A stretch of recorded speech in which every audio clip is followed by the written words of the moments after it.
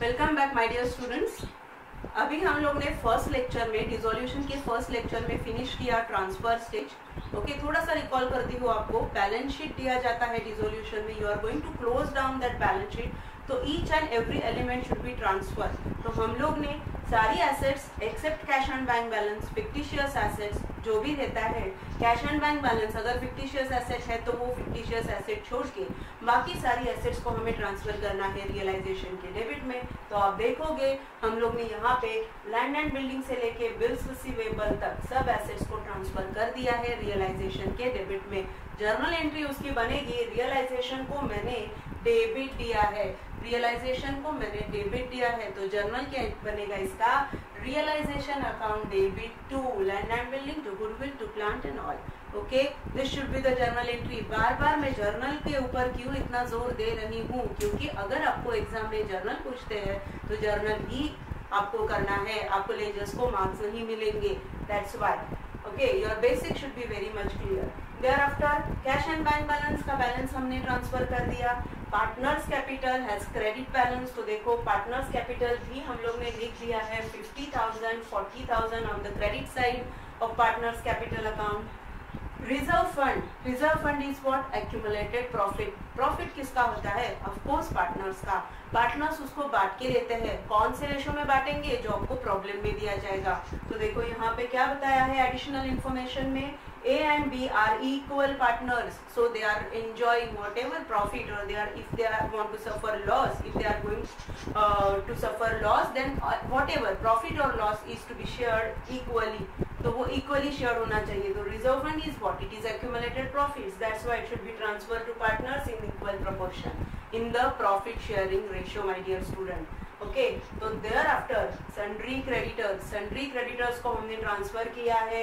RDD है उसे हमने ट्रांसफर किया है कहाँ पे, रियलाइजेशन के क्रेडिट में। तो जर्नल एंट्री क्या बनेगी, रियलाइजेशन को क्रेडिट गिरा है, तो ये दोनों एलिमेंट को ऑफ कोर्स क्या जाएगा, डेबिट।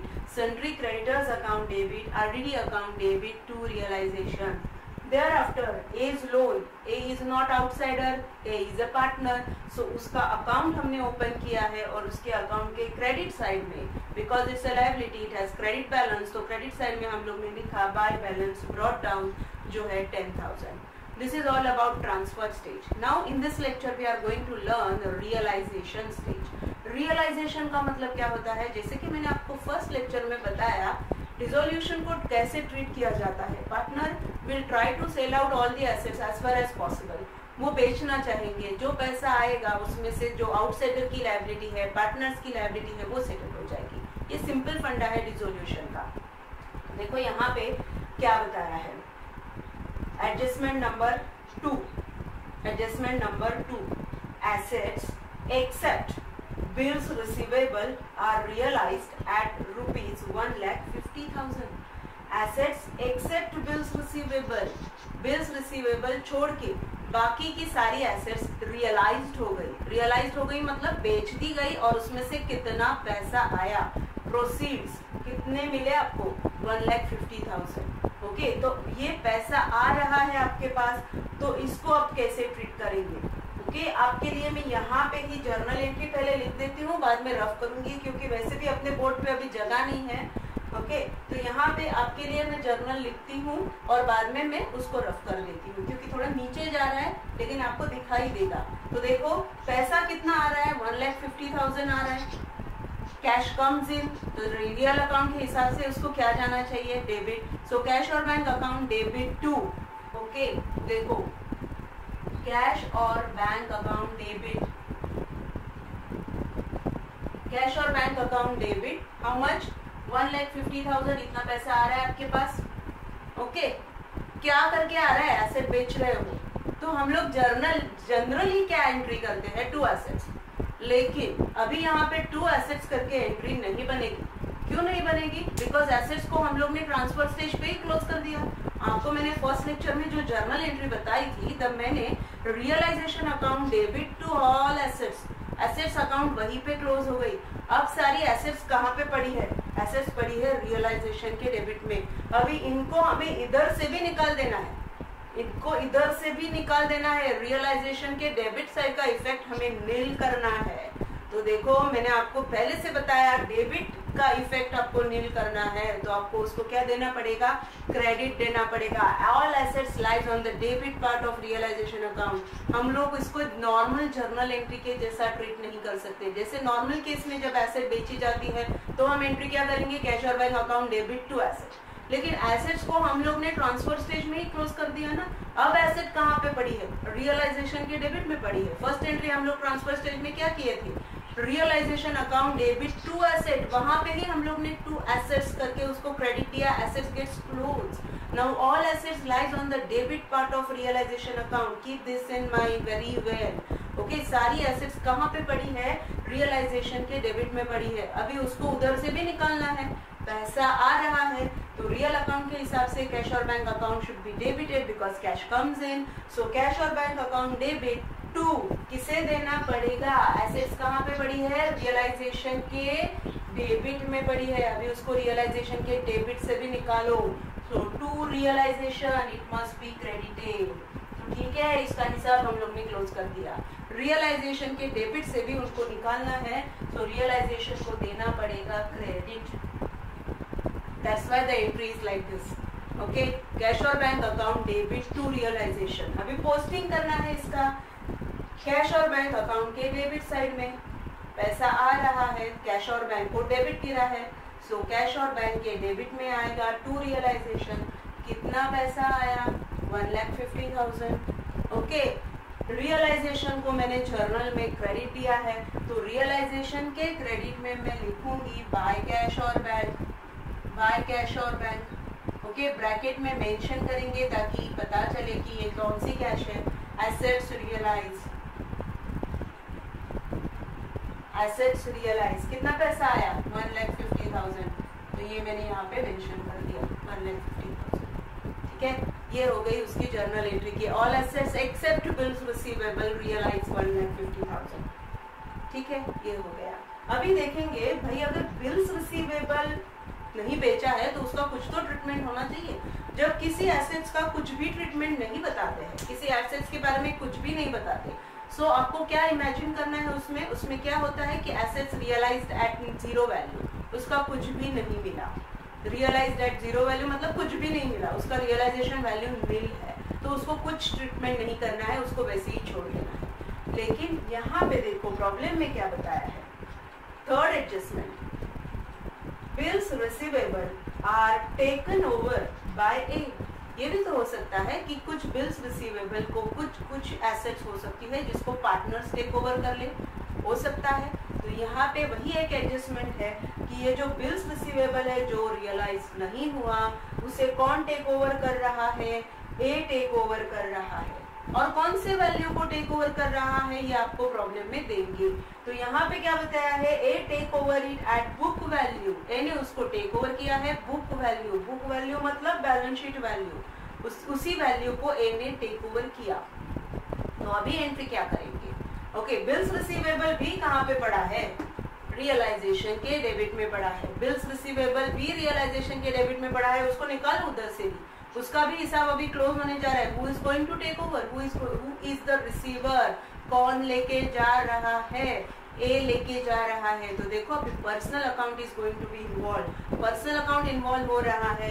तो कौन, हु इज द रिसीवर, कौन लेके जा रहा है, ए लेके जा रहा है। So A is capital should be debited. Capital account comes under personal account, बराबर की नहीं, कैपिटल कौन से अकाउंट में आता है, पर्सनल में। Okay, debit receiver credit giver, A is a receiver. Rule आपको मालूम है पर्सनल अकाउंट का, debit receiver credit giver, A is the receiver of that bill. Okay, and bill lies on the debit part of the realisation account. इसको इधर से निकालना है। Bills receivable तो कब का, फर्स्ट एंट्री में ही क्लोज हो गया। अभी बिल्स रिसीवेबल पड़ा है रियलाइजेशन के डेबिट में, उसको उधर से भी निकालो तो रियलाइजेशन को बट ऑब्वियस देना पड़ेगा credit. That is what opposite treatment should be given, remember this thing. तो अभी डेबिट किसको देंगे, just now I told you A is going to take over it. So as per the rule of personal account A is capital should be debited, debit the receiver. तो journal entry देखो क्या बनेगी, ए is capital, A's account नहीं बोलना है students, capital word must be there. So as capital account debit to realisation, A's capital account debit to realisation, okay, being bills receivable taken over. इसको भी फटाफट से नोट डाउन करना है, आप नोट डाउन कर सकते हो। Being bills receivable take over. Narration का इतना टेंशन कभी नहीं लेना होता है। अगर आपको नरेशन लिखने में दिक्कत होती है ना, थोड़ा प्रॉब्लम आता है, तो देखना है आपका ट्रांजैक्शन क्या है, उसके आगे लिख दो ना बीइंग लिखो और आगे ट्रांजैक्शन लिख दो, हो गया आपका narration. There is no issue with the narration, लेकिन नरेशन लिखना होता है। जब जर्नल का प्रॉब्लम आता है और आप नरेशन नहीं लिखोगे तो मार्क्स कट होंगे आपके। So narration is must, okay. So as capital account debit to realisation. अब इसका पोस्टिंग देखेंगे हम लोग। एज कैपिटल को गिरा है डेबिट, तो एज कैपिटल के डेबिट साइड में आएगा to realisation. To realisation amount आएगी इसकी 10,000, ओके। और रियलाइजेशन को क्रेडिट गिरा है तो यहाँ पे आएगा बाय एज कैपिटल, ब्रैकेट में मेंशन करो bills receivable take over, okay. Amount है उसका 10,000, 10,000, got it. So as capital to realisation 10,000। Thereafter, see next adjustment. Dissolution expenses are 2,000. क्योंकि देखो ये सब जो डिसोल्यूशन होता है, कभी कभी ये डिसोल्यूशन लीगल एक्सपेंसेस उसमें इन्वॉल्व हो सकते हैं। कुछ एसेट्स को अगर हम एजेंट के थ्रू बेच रहे हैं तो खर्चा भी आता है, ये सारी चीज़ों को करने में खर्चा आता है, तो वो खर्चे को बोलते हैं डिसोल्यूशन एक्सपेंसेस। जो भी डिसोल्यूशन करने के लिए जो खर्चा होता है फर्म को, उसको बोलते हैं डिसोल्यूशन एक्सपेंसेस, ओके। मैंने आपको फर्स्ट लेक्चर में ही बताया था कि यहाँ पे हम लोग जो रियलाइजेशन अकाउंट बना रहे हैं वो होता है नॉमिनल अकाउंट। सो नॉमिनल अकाउंट जो भी खर्चा आता है ना, ये पूरे प्रोसेस में वो खर्चे को रिकॉर्ड करने के लिए ये अकाउंट बनाया है, okay. Somehow we can say that realization account is a real come nominal account, लेकिन बुक में nominal account ही बताया है तो nominal account के हिसाब से ही उसको ट्रीट करो। जो भी खर्चे हैं रियलाइजेशन के डेबिट में जाएंगे। जैसे देखो प्रॉफिट एंड लॉस अकाउंट हम लोग पर्टिकुलरली बनाते हैं। Debit side of profit and loss account is particularly prepared for showing all expenses, बराबर कि नहीं। तो यहाँ पे हम लोग प्रॉफिट एंड लॉस अकाउंट तो नहीं बना रहे, हम लोग कौन सा नॉमिनल अकाउंट बना रहे, रियलाइजेशन अकाउंट। तो रियलाइजेशन अकाउंट के डेबिट साइड में रियलाइजेशन एक्सपेंसेस आपको ट्रांसफर करने हैं, ओके। तो कौन से है रियलाइजेशन एक्सपेंसेस या फिर जिसको बोलते हैं डिसोल्यूशन एक्सपेंसेस, है 2,000 जो आप पे करने जा रहे हो। देखो मैं वर्ड क्या यूज कर रही हूँ, आप पे करने जा रहे हो मतलब कैश गोज आउट, खर्चा हो रहा है आपका तो कैश गोज आउट, ओके। तो आप एंट्री क्या करोगे, एंट्री क्या करोगे इसकी, रियलाइजेशन के डेबिट में इसको डालना होता है। तो रियलाइजेशन अकाउंट डेबिट, जो भी खर्चे हैं रियलाइजेशन के डेबिट में जाएंगे।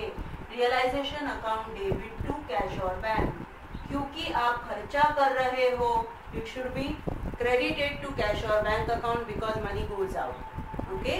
So realization account debit 2,000 to cash or bank 2,000, this should be the entry. I told you realization account, again I am telling you realization account is a nominal account. जो भी खर्चे होते हैं in the process of dissolution, that should be transferred to the debit part of that realization account. That's why realization के debit में मैंने डाल दिया टू कैश और बैंक। ऑफ कोर्स यहाँ पे मैं मेंशन करूंगी कि ये जो कैश और बैंक मैंने पे की है ये कौन सी है, तो यहाँ पे मुझे ब्रैकेट में मेंशन करना है dissolution expenses. So I paid this 2,000 on account of dissolution expenses. I will come to know by this particular notification, जो आपको ब्रैकेट में मेंशन करना है कि ये आपने कौन सी कैश पे की है। So this is for dissolution expenses. Okay. और कैश और बैंक को क्या गिरा है, क्रेडिट गिरा है। So the second effect is on the credit part by realization. यहाँ पे भी आप चाहिए तो मेंशन कर सकते हो डिसोल्यूशन एक्सपेंसेस। ये क्या है, तो डिसोल्यूशन एक्सपेंसेस है 2,000। Clear up to this, okay. तो देखो यहाँ पे हम लोग ने एडजस्टमेंट्स तक सब कुछ कर लिया। Accounting treatment for all adjustment is finish now. अभी आता है क्लोजिंग पार्ट। ये हो गया सब एडजस्टमेंट्स का हिस्सा। अब क्लोज कैसे करेंगे प्रॉब्लम को, वो देखते हैं। तो देखो अभी आपको देखना है कि लायबिलिटीज के बारे में क्या बताया है। There is only one liability here, sundry creditors. RDD is not a liability to be paid off. RDD क्या होता है? रिजर्व फॉर डाउटफुल डेट, वो रिजर्व का पैसा है, उसको कभी पे नहीं करते हम लोग। आउटसाइडर लायबिलिटी में है सन्ड्री क्रेडिटर्स। तो सन्ड्री क्रेडिटर्स के बारे में कुछ नहीं बताया, तो हमें क्या करना है? छोड़ देना है उनको पैसा? नहीं, क्रेडिटर्स तो नहीं भूलेंगे अपना पैसा, उन्हें पैसा तो देना होता है। तो देखो, थोड़ा नजर डालो आपके कैश और बैंक अकाउंट पे, आपके पास इनफ पैसा है क्या? देखो 20,000 आपका ओपनिंग बैलेंस था, 1,50,000 एसेट बेच के आया, so you have 1,70,000 on the debit side. एक खर्चा हुआ है आपका, लेकिन बहुत ही नॉमिनल है, 2,000। ओके, तो आपके पास अभी इनफ मनी है, बहुत पैसा है अभी आपके पास, 170 debit and 2,000 credit, still you are having 1,68,000 in your hand. Is it possible to settle that sundry creditors out of that? Yes, definitely. Sundry creditors की अमाउंट कितनी है? 20,000। पॉसिबल है पे करना? बिल्कुल पॉसिबल है, तो पे कर दो, ऐसे ही छोड़ के नहीं चलेगा। तो किसी भी, व्हाट आई वांट टू से, अगर लायबिलिटी के बारे में कुछ नहीं बताते कि उसको सेटल किया है, ये किया है, वो किया है, कुछ नहीं बताते, तो आपको देखना है, लायबिलिटी ऐसे ही छोड़ के नहीं चलता है। आपको देखना है आपके पास enough cash and bank balance है कि नहीं। इनफ है और लायबिलिटी सेटल हो सकती है तो कर दो उसको सेटल। अभी सेटल करने के लिए जर्नल एंट्री क्या बनेगी? सन्ड्री क्रेडिटर्स कहाँ पे है? सन्ड्री क्रेडिटर्स कहाँ पे है? रियलाइजेशन के क्रेडिट में है, उसको उधर से भी निकालना है। देखो, सन्ड्री क्रेडिटर्स रियलाइजेशन के क्रेडिट पार्ट में है, उसको उधर से निकालना है। Opposite treatment should be given. और दूसरी तरीके से ध्यान में रख सकते हो, आप पैसा दे रहे हो, आप पैसा दे रहे हो तो कैश और बैंक गोज आउट, तो real account says what? Debit what comes in, credit what goes out. पैसा जा रहा है आपके पास से, तो कैश और बैंक को क्या जाना चाहिए? क्रेडिट जाना चाहिए। ओके, तो डेबिट किसको दोगे आप? रियलाइजेशन को। क्यों? क्योंकि creditors lies on the credit part, from that realisation account you are going to close that sundry creditors. उसको वहां से भी अभी आपको एलिमिनेट करना है, उसको उधर से भी आपको निकाल देना है, तो आपको रियलाइजेशन को देना पड़ेगा डेबिट। तो जर्नल एंट्री क्या बनेगी इसकी? For settling the creditors, realisation account debit to cash और बैंक। आप पे कर रहे हो क्रेडिटर्स को टू कैश और बैंक, अमाउंट है 20,000, तो ये आपने क्रेडिटर्स पे कर दिए 20,000। पोस्टिंग कर लेते हैं इसका। रियलाइजेशन को दिया मैंने डेबिट, तो रियलाइजेशन के डेबिट साइड में आएगा टू कैश और बैंक, टू कैश और bank account. Of course bracket में मैं मेंशन करूंगी sundry creditors paid 20,000, sundry creditors 20,000। Okay, और कैश और बैंक को गिरा है क्रेडिट, तो कैश और बैंक के क्रेडिट साइड में बाय रियलाइजेशन, ब्रैकेट में creditors settled 20,000। Yes, clear up to this? अभी देखो कुछ रह गया। Yes, one more thing, A's loan. A's loan is still there, उसका भी तो हिसाब करना पड़ेगा।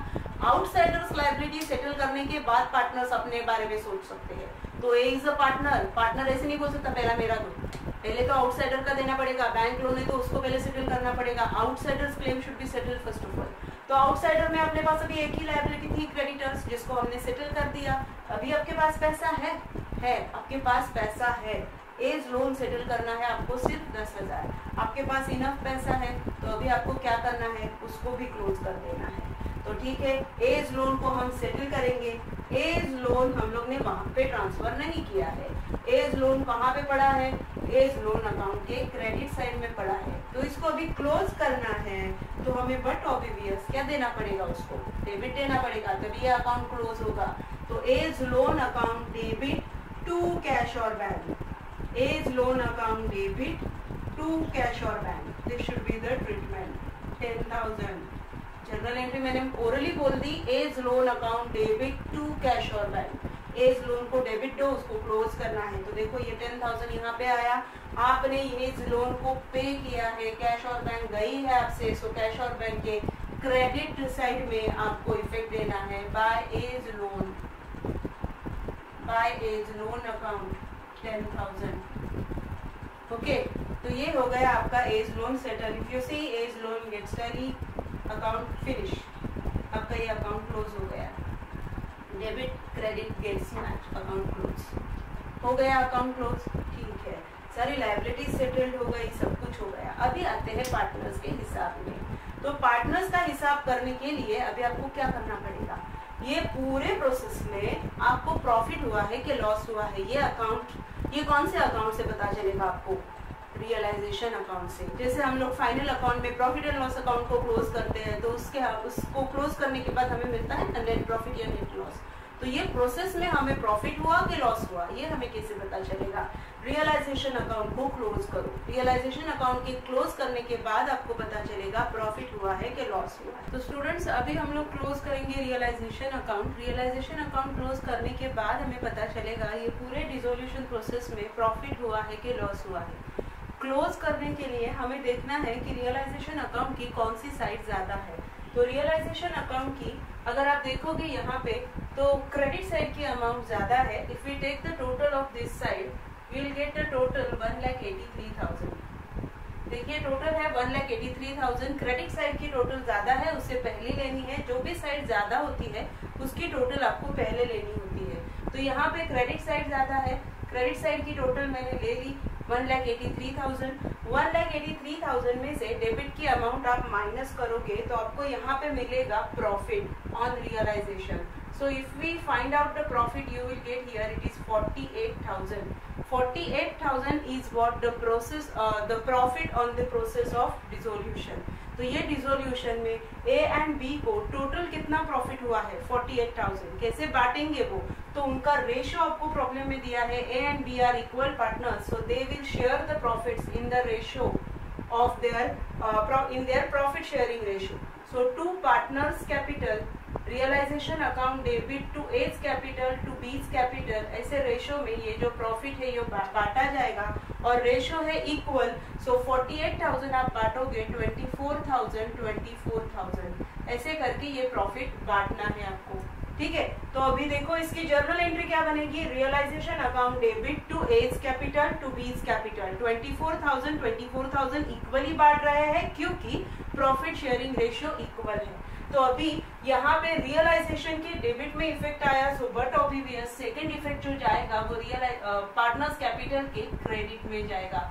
सो by realisation this is what profit, ये प्रॉफिट है तो हमें ट्रांसफर करना है पार्टनर्स कैपिटल के क्रेडिट साइड में 24,000 हमने डाल दिया। Okay, now we are at the end. हमें अभी क्लोज करना है पार्टनर्स कैपिटल को। पार्टनर्स कैपिटल को सब लायबिलिटी सेटल हो गई, सब कुछ हो गया, everything is close now. Only remaining thing is what partners capital को सेटल करना। तो देखेंगे हम लोग अभी पार्टनर्स कैपिटल के बैलेंसेस क्या आते हैं। पहले मैं ए का अकाउंट क्लोज करूंगी, तो ए का अकाउंट क्लोज करने के बाद अगर मैं क्रेडिट साइड की टोटल लेती हूँ तो आई विल गेट बैलेंस। कितना बैलेंस आ रहा है देखो यहाँ पे 79,000। यस 79,000, ए का क्रेडिट बैलेंस 79,000 है। तो अभी 79,000 में से 10,000 माइनस करोगे तो बैलेंस आएगा 69,000 ए को मिलना चाहिए। बी को कितना मिलना चाहिए देखो यहाँ पे, तो बी का बैलेंस है 40 and 24 64 and 69,000। बी का बैलेंस है 69,000। तो बी के डेबिट साइड में वैसे भी कुछ नहीं है, 69,000 ये जाएगा बी को 69,000। तो अभी इसे क्या करेंगे हम लोग, ये सेटल करेंगे। So as capital account debit, B's capital account debit to cash और बैंक, ये उसका इफेक्ट गिरेगा। इतना पैसा उन्हें देना पड़ेगा at the end of the dissolution. तो कैश और बैंक के क्रेडिट साइड में मैंने लिख दिया by A's capital 69,000 by B's capital 69,000।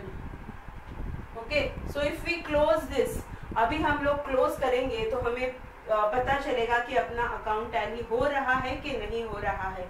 आप देखो डेबिट साइड में कितना है 1,70,000 और क्रेडिट साइड में कितना है। Take the total of all this figure, take the total of all this figure.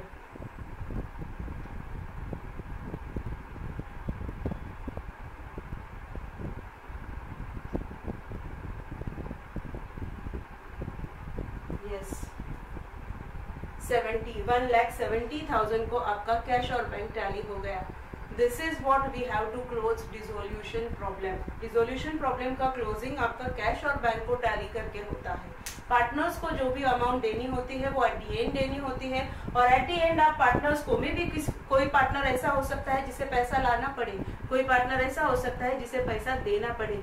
ये केस में दोनों को भी पैसा मिल रहा है। कितना मिल रहा है वो हम लोग ने फाइंड आउट किया after closing the realisation account. 69,000 is to be paid to A, 69,000 is to be paid to B. तो ये होने के बाद देखते हैं हम लोग ने ये कैश और बैंक को टैली कर दिया। कैश और बैंक की डेबिट साइड में अपने पास 1,70,000 था, जिसमें से डिसोल्यूशन एक्सपेंसेस के 2,000 गए, क्रेडिटर्स सेटल हो गए, ए लोन सेटल हो गया, एंड फाइनली जो भी बचा हुआ पैसा था वो किसको मिला है, ए और बी को मिला है। Okay 69,000 to both of them. इतना मिलने के बाद आपका डिसोल्यूशन अकाउंट, डिसोल्यूशन का प्रॉब्लम पूरा क्लोज हो जाता है।